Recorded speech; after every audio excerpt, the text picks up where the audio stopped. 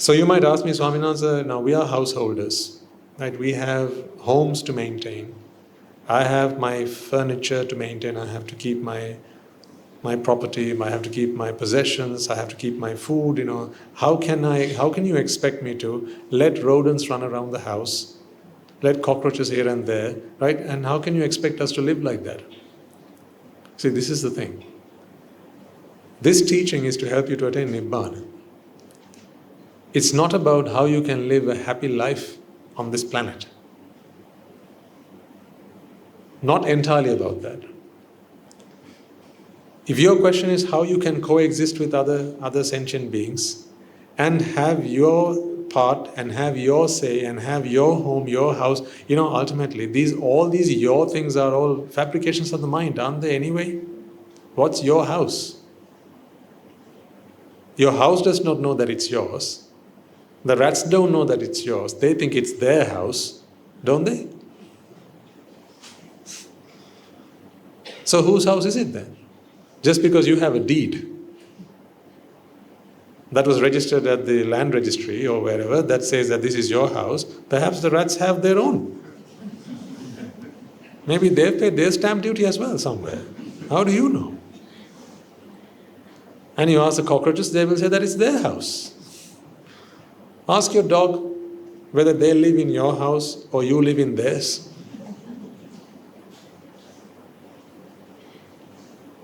See, possession, belonging is only a mental concept.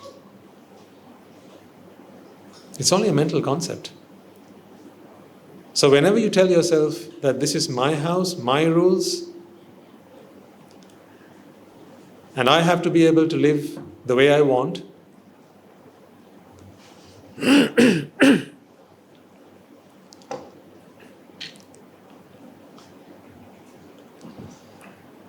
these are all your own thoughts.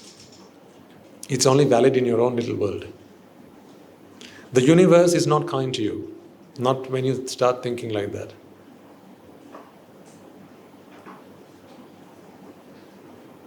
We must begin to understand and appreciate that these are the universal truths.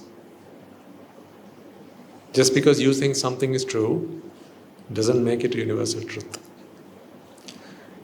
You might think that today is Saturday, doesn't make today a Saturday. Actually, ladies and gentlemen, to be honest with you, almost 99% of the things that you think are true are not. Most of what you think is true is based on the concept that you are an entity. Just as you listen to this, come up with some facts that you think is true or that you think are true. You might say, I am a man, I am a woman. See, that's also not true. You might say, my name is so and so. That's also not true, that's only a conventional truth. Then you will say, my house is in somewhere. See, that is also not true because it's not your house. It's the house that you think is yours. That's also not true. Then you say, I'm married to this person or that person. That's also not true because your idea of marriage, that this feeling that you have someone in this world who belongs to you, is also not true. See, 99% of what you think is not true. The universe is not kind to your perception of it. The universe only responds to the truth. We can't mend and bend the rules to our likes and desires. We can't do that. That's why life is a lot of suffering for you. That's why in life you have to suffer so much. Can you think of a single day you spent in your life in which you did not have to suffer one bit? Every single day there was something or the other that caused you an amount of suffering, more or less. If it's not the fear of something, it was the worry of something.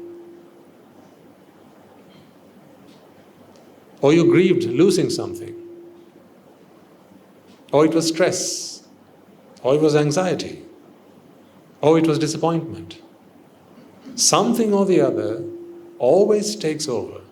In your agenda for the day, your plan for the day, you might as well write suffer for a few minutes, because that's what you do. And why is that? Is a question that's worth asking.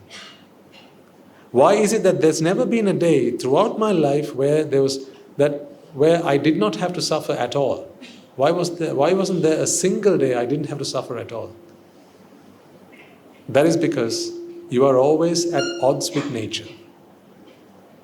Your mind is always at odds with nature. Nature wants to have it one way, you want to have it another. Nature says that we all belong to the universe. You say, no. My family belongs to me. Nature says that nothing in this world belongs to anyone. You say, no. My car belongs to me. My house belongs to me. My children belong to me. My watch belongs to me. My phone belongs to me. But the thing is, that is not true. But you think that they belong to you. Because you think they belong to you, now when nature decides to have it its way, or her way, if you want to call it her, when nature decides to have it her way, for example, take your car from you, take that phone from you, take your wife from you, who suffers? You suffer. When nature decides it's time to take your children from you, it will.